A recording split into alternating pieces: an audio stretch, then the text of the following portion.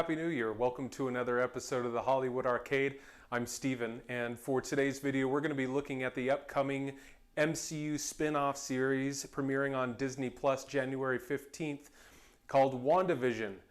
I'm going to be giving you a little bit of a deep dive into the characters that are going to be showing up in the series, both in the MCU and their comic book origins, and give you my conclusions for what I think are going to be the implications on the larger Marvel Cinematic Universe.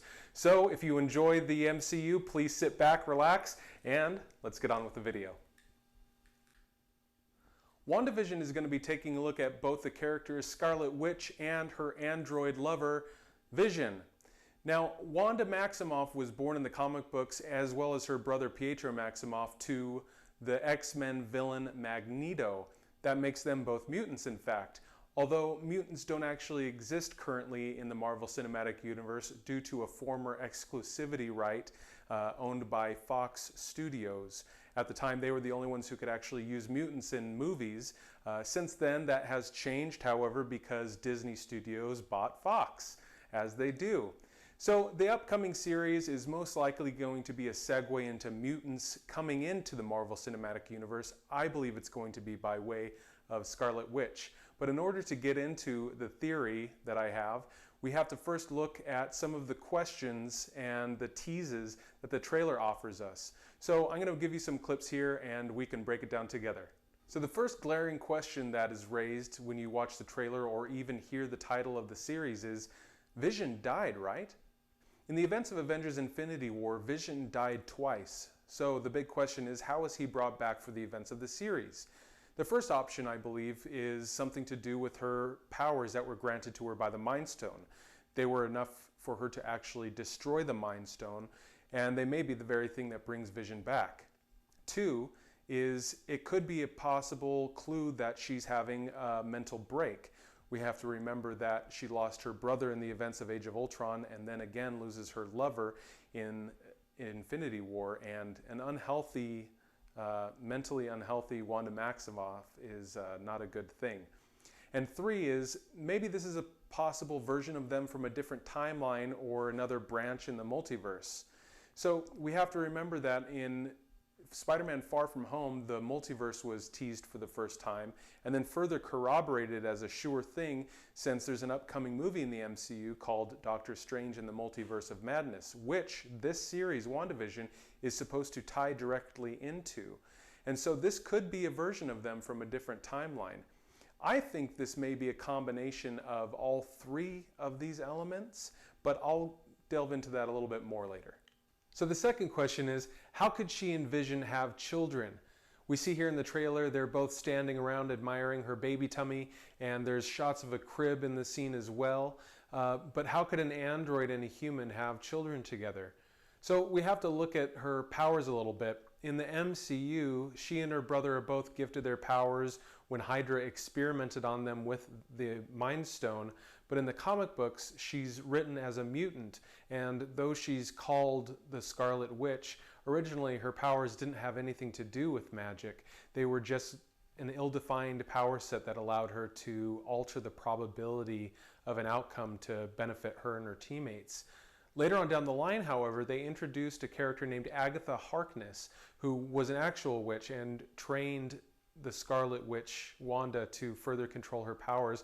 And they were then expanded on, and her mutant abilities allowed her to access something called chaos magic.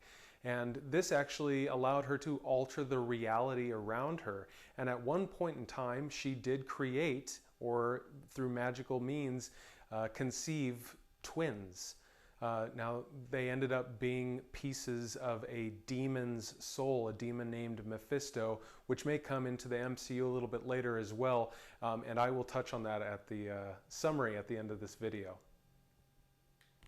Fun little side note, Agatha Harkness, the witch that actually trained Scarlet Witch to access magic, may be appearing in WandaVision. Actress Kathryn Hahn plays a character named Agnes, which I believe may be a pseudonym for Agatha Harkness. Agatha Harkness, Agnes.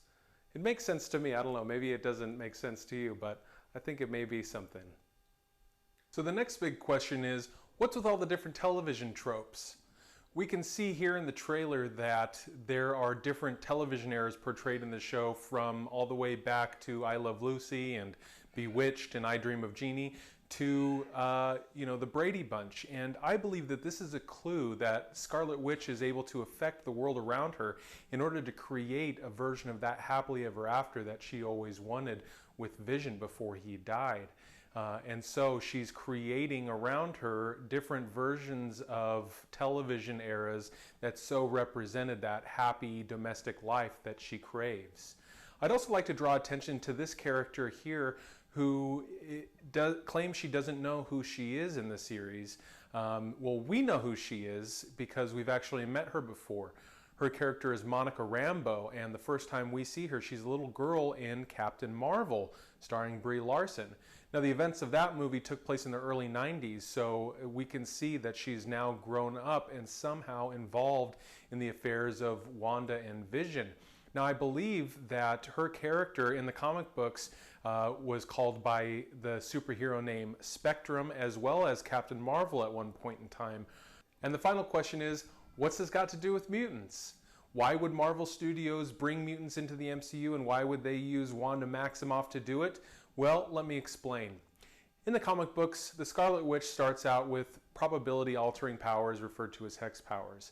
Later, she has access to chaos magic via her mutant abilities, and this gives her reality-altering powers, which she uses to conceive twin children using the pieces of a demon's soul. That demon later reclaims those lost pieces of his soul, ending her children's lives, unfortunately. So they bring in Agatha Harkness, her former tutor, to erase the memories of her children, thus sparing her. This lasts for a time until, unfortunately, a teammate makes a backhanded remark mocking her for her desire to have children. This causes all those memories to come flooding back, and Wanda breaks. She ends up seeking vengeance against her team members in the Avengers, holding them responsible for the death of her children, and she ends up killing a few of them. So Pietro ends up coming to her aid and convinces her to create a reality where everyone is happy. And she, being as powerful as she is, actually does it. She creates a pocket dimension where everybody's wishes have come true. Mutants, no longer the minority, feared, and hunted group that they once were, are now a majority and are something of public figures. Peter Parker, for example, his secret identity is no longer secret. Everybody knows that Spider-Man is Peter Parker, and he is also seen as something of a celebrity. This lasts for a little while, but once some of the former members of the main timeline remember their former lives, they come to stop Scarlet Witch, and she has another mental break, this time depowering all mutants. Once they were the minority, now they are nearly extinct, and over 90% of them have lost their mutant abilities. And so this is my theory. I believe that they are going to use a reverse House of M timeline where Wanda, who wasn't born with powers but was later given them via experimentations using the Mind Stone, maybe she feels like a mutant and she wants the rest of the world to feel her pain. And in general, I do believe that the show is going to be a look at this pocket dimension that Scarlet Witch has created for herself. And we have to remember there are already examples of just how powerful she is in the events of Avengers Endgame, for example, where the combined might of Thor, Iron Man, and Thor-powered Captain America, who's wielding Mjolnir, aren't able to affect Thanos to very large a degree. And then in comes a really pissed off Scarlet Witch, and she's able to almost take him down single-handedly until he decides to open fire on the entire battlefield, his own people included. Well, those are my bullet points and my theories for the upcoming series WandaVision, premiering on Disney Plus January 15th. I hope I gave you a little bit of an insight into the characters and maybe a little bit of an insight into where the show is going and possibly its effects on the MCU at large. If you had fun, please click the like button and hit the notification and subscribe to my channel so that you can always be notified when I come out with new videos.